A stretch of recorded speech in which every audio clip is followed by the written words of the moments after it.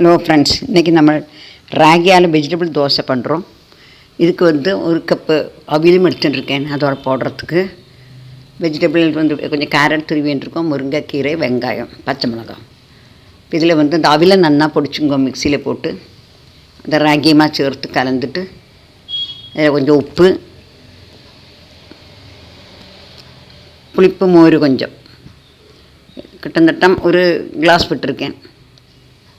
கொஞ்சம் தண்ணியும் விட்டு இதை கலந்து வச்சு நல்லா மூடி வச்சுடுங்கோ.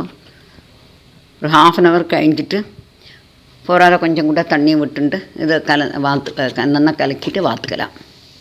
இப்போ கொஞ்சம் நேரம் மூடி வச்சுருக்கேன். ½ hour கழிஞ்சு தான் எடுத்து வறுக்கிறோம். இப்போ இதில் இந்த கேரட் துருவினத்தை போட்டுடலாம். வெங்காயம் பொடியாக நறுக்கிது அதையும் போட்டு கேரட் துருவிலையும் போட்டு முருங்கையிலையும் போட்டிருக்கேன்.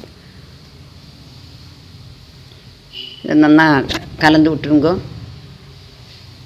நம்ம சாதாரண தோசை வாக்குற மாதிரி வறுக்க வராது, கொஞ்சம் கெட்டியாக தான் வரும்.